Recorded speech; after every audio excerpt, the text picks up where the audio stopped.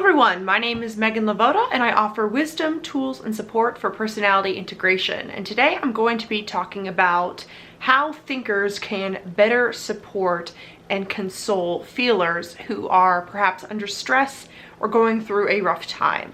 This is a question that I got from Twitter and I thought it was an excellent question, so I wanted to go further into it with a video. So first of all, I just want to say that there is two different types of feelers. You have the FP feelers who prioritize introverted feeling, and then you have the FJ feelers who prioritize extroverted feeling. So while there are going to be some commonalities between the FPs and the FJs when it comes to consoling them, FI and FE want different things when it comes to being consoled, as you could say. So that's important to keep in mind. I'm going to get a little bit more into those differences toward the end of the video. But first of all, I just want to say to you thinkers watching, be yourself. Don't feel like you have to change who you are for your feeler loved ones. Don't feel like you have to match the level of emotional awareness and expertise as perhaps you'd see a feeler exude. As an ENFJ myself, my extroverted feeling is my top function, and I've realized with a lot of my friendships, because my extroverted feeling is so intense and always on, and I'm always focused on like doing the right thing and noticing the group's needs, that I've been told, especially by thinkers, that quality can be a little intimidating to match. Not all thinkers are going to feel that way, but certain thinkers that perhaps I'm very close to, or they do want to meet me halfway, I've been told that there's sort of this feeling of like, well, how am I ever gonna match that? So if that is something that you're feeling, I just want to say, please go easy on yourself. Like, even the fact that you're even wondering about it or worried about it shows where your heart is, and chances are a feeler is going to notice that and really not expect you to all of a sudden change your whole personality and turn into a feeler. Feelers, whether they know MBTI or not, probably are in tune with your emotions as a friend or as a family member or partner, and they're going to honestly be looking more to see if you tried or if you care, rather than what you literally say. And this is kind of ironic because thinkers tend to have the mentality of like, I need to say the right thing. I need to understand their problem more so that I could fix it better. When for a feeler, oftentimes it's more about the how you're saying it, and a feeler might be more tuned into, does it seem like you care? Does it seem like you're trying? Rather than how well did you actually achieve in your quest to solve the problem. So I guess that's my first advice I would give. Now there's going to be some thinkers out there who are thinking, well, no, I don't feel intimidated by your emotions. I think that you're being annoying and I would like you to just shut up. So there are going to be some thinkers out there, and I'm not saying that that's a bad feeling to have. Like, if you are a thinker and you understand the world more practically, you might find yourself annoyed by your feeler friends who need to be consoled, where honestly, like, you might be feeling like, I'm not the right person for the job. Why are they expecting this of me? It is impossible for me to meet whatever standards they have because they aren't explaining it logically. If that's where you are, I feel you. And no, I don't think that you're an asshole for being annoyed, because it makes perfect sense why you would be annoyed at this behavior that you don't understand. So if that's where you are, I would say pay attention to your own emotions during this. If you're starting to feel annoyed or drained by the conversation, please do the feeler a favor and let them know, hey, I really don't think that I'm the right person to help you with this. I really care about you, and I love you and I want you to solve this problem, but from my perspective it really seems like you're just spinning your wheels, and it seems like my advice, my logical advice I'm giving you is either kind of triggering to you or you don't want to hear it. So let me know if you need practical advice, but if not, please just take care of yourself and know that I'm here for you. That's something that you could say. You could sort of take that and twist it to your own experience and your own feelings. Just be honest, because again, the feeler is tuning into that you're feeling annoyed. They aren't perhaps tuning into, like, maybe what you're saying is really logical and really good advice, but the feeler might still take it personally if they could tell that you feel annoyed, or that you are treating them like a burden, or that you are drained and, you know, don't want to be in the conversation. So if you feel yourself feeling that, just set that boundary and be honest. So another thing too is really, no matter if you're talking to an FJ or an FP, a really good rule of thumb is always to ask, would you like to vent right now? Or would you prefer to have me just leave you alone? That is huge. Now, chances are an FP will want to be more left alone, but that's not always the case. Sometimes you might have an FP that is, you know, messaging you about something or wanting to talk about something. But even if the FP is talking to you about it, their feeling is introverted. It is subjective to them. And so when they are venting to you or talking to you, they don't want you to really change what their emotions are. They want you to hold space for those emotions.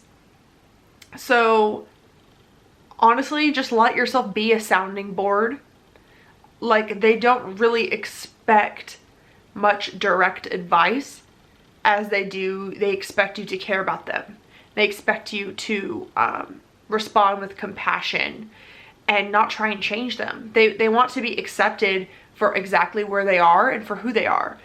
Whereas an FJ, if they're venting, they're probably trying to process through something. Extroverted feeling wants to sort of bounce off of one another in order to sort of transform their emotion to the correct emotion for the situation. And often their shadow introverted thinking gears are turning in the background, where they are talking to you because they're trying to figure something out with their TI that they might not voice, but they perhaps have a few different routes of action that they might want to go that they're thinking through, and they are talking with you in order to sort of assess the different emotions that they could be feeling about something. So an example of that could be something like, man, like, I don't know, am I being ungrateful? Or is this person, you know, not a good match for me? I'm not sure if I should, you know, just try and be more grateful and try and calm down, or if this is crossing a boundary and if I should, you know, do this. Should I say something? Should I not say something? All I know is that I feel upset and stressed out, and this and this and this isn't gonna work, and that I want this outcome, but I'm not sure how to do it, or, you know, what mindset to have. Okay, I don't even know what that example was, but that was just sort of some thought processes of how an FE user might be venting about something. So if an FE user, if an FJ is asking for advice, they've reached the point where they don't need you to they don't really need you to like hold all this space and make sure that you're validating their emotions in the same way that FPs do. Because if an FJ trusts you enough to ask you like, what do you think I should do, or what do you think I should feel, then they are looking for some sort of TI from you. They are looking for you to be honest But again, as I said before, think about how you're saying it. Like, is it possible for you to give some practical advice while also demonstrating that you care about the person? So what's important to remember as well is that feelers they seek the thinking counterpoint. As I said at the beginning, we don't want you to change. And not only do we not want you to change because we care about you, but we also could use some TE and TI in order to balance out what we're going through. But what's important is to not invalidate the other person in the process. So here's an example of, like, if I am listening to a friend who is going through something and I don't think that they're being logical, which actually, first of all, I just want to say that oftentimes feelers know that they are not being logical. Emotions aren't logical, so it is quite possible that you might be listening and thinking they're being really illogical right now.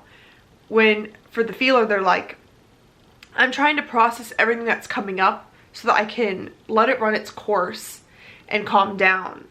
And I'm holding space for these emotions, not because they make sense, but because I'm trying to examine my real reactions to this so that I can work through it.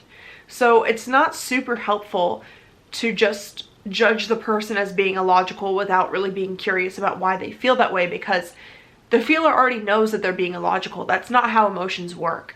And so what you could do is use either your TE or TI to help ground the person more in logic by interjecting with logic in a compassionate way. Now, that might sound like an oxymoron, or that might seem counterintuitive for you if you don't really know how to balance using your logic in a compassionate way. So a good rule of thumb is just really demonstrating that you care. Even if you have to reiterate, it might sound annoying, but it'll be a lot more effective for you, is if you say, look, I care about you. I don't want you to have this problem. And so here's a solution that I see. Let me know if you would like me to share it, or if you would like to vent. There's these little buffers that you could sort of use before, like if someone's crying, for you to just be like, stop crying about it. Well, one, never tell someone to stop crying about it or to calm down. Don't, like, if you tell the person what they should be feeling, it doesn't really work. Like, even if you feel like you wouldn't feel that way in that situation, telling someone what to feel isn't going to help them process their emotions. So that's one thing to avoid. But even if you're listening and you're thinking like, oh my goodness, this person is going in circles with the same problem and they're getting snagged on this same thing. That's where, as opposed to being acting like it's obvious, like, know that the feeler is not connected with the logic at that moment. It doesn't mean that they are stupid. It just means that they are so focused on processing their emotions and trying to understand their emotions that they aren't really as in tune. They aren't looking at it with, what are the logical mechanisms that I keep getting stuck in? So that's where you can interject and say, hey, I see this thing that you keep getting stuck on. And oftentimes a feeler, it's like they're talking to you because they want to get out of it. And so they'd say like, oh, interesting. Could you explain that to me? Like, feelers, we don't want to feel bad. I mean, that sounds really obvious, but feelers want to feel better. We're aware of our feelings. We want to feel better. If there is a problem that we are unaware of, we would like to know what that is. So don't think that you can't tell us. The problem is when you like either say stop crying or you're being stupid. Like, if you're judging us for what we feel without really saying anything constructive and compassionate, then the feeler is not going to feel safe with you. They aren't going to feel safe that you have their best interest at heart. and they aren't going to be curious about what you have to say. Even if what you have to say is correct or logical, if you have not demonstrated that you have their best interests at heart, they are not going to listen, because it's going to seem like an attack. But I know what could be difficult for thinkers is when you feel like you care so much that you get so into the logic that it's like, I just want to fix this problem because I'm sick of hearing you talk about it and I'm sick of hearing you sad. You could even say it like that and a feeler might, you know, understand you better. Like, yeah, so finding ways to interject, and if you're ever confused, maybe as opposed to telling the feeler what to do, you can always ask a question to try and spur their own thinking of, how did you come to that conclusion? Or why do you think that makes sense? Or, and why does that make you feel that way? You can ask those questions if you have the patience for it, because what you're probably doing is noticing these logical gaps, where if you were to just highlight it by being like, and how does that make sense? Or what are you seeing there? Then the feeler might just come to their own conclusion because they weren't even looking at that before. It is the same thing as how, like, if a feeler were to ask you, like, and how do you feel working that job? Or how do you feel dating this person? Where sometimes you're so focused on what makes sense that you aren't even aware of, you know, the different ways you might feel about something. So it's not that you don't have feelings, it's that you weren't feeling it or focusing on it at that time. Where yeah, same for feelers, is that if we're in the mode of processing an emotion, it typically isn't helpful to be trying to pick it apart, because when we do that, we then kind of become numb to our emotions and it doesn't really help the process. So there are these little logical snags and logical leaps that might be being made, and I guess really the main point I want to get across in this video is that what you have to offer is valuable, especially to feelers. So really be aware of your own boundaries. Do you even want to be giving the person advice, or do you just want them to shut up? Because if you honestly want them to shut up, that's fine. You are just going to have to convey, like, look, I don't have the energy to be helping you with this right now. I really do wish you the best though. I just don't feel like I have it in me to be of service at this time. And that's really all you have to say. If a feeler gets mad at you for that, then they're an asshole, to be honest. Like no, that would be kind of just speaking their language, being aware of your own feelings, and it would get you completely out of the situation. And if you do want to help, ask them what they need. A feeler who is processing something knows what they need. They might be afraid to ask it, but if they're in a state of being in tune of their emotions, then chances are they know what they need and what they'd like from you, but are kind of reading you to see that. So ask what they need, give compassionate criticism, and don't hold yourself up to these standards where all of a sudden you're expecting yourself to be a feeler. So hopefully that was helpful. I would love to hear some responses from thinkers to see, was this helpful? Are there any other questions that you have, or any other potential video topics you'd like to see from me along these lines? Let me know. I also wanted to let you know that I've recently launched a personality typology for self-growth mentorship group. It is $33 a month, and I am doing this where this group, the information's below. It's going to come with once a month, I will be facilitating a group workshop that the discussions will be things such as integrating your shadow, how to tap into your auxiliary function, how to work on your inferior function, how to detach from your dominant, things like that. This is a group for people who have been studying personality for a while and are now really ready to use this information in a private group setting to have these conversations with people and figure out how to sort of up-level your understanding through direct application with other people. So that group, there's going to be a Q&A with me every month, a workshop every month, access to private membership, and some extra, I'll be doing about 3 like premium videos that only people in that group get to watch. And also, if you have any questions from me, you will get first dibs, like being in that group. Like, I want it to be this sort of sacred space for us to just have that conversation. And for the time being, I'm going to be pausing on my mentorship and my consulting question offerings I've had for a while. So if you're interested in that at all, just go on over to the membership group. That's where I want to be putting a lot of my attention right now.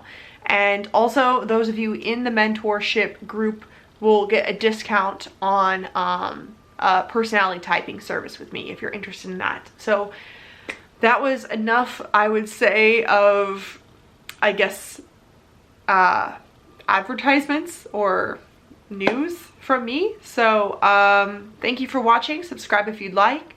Information is all in the description, and have a wonderful rest of your day.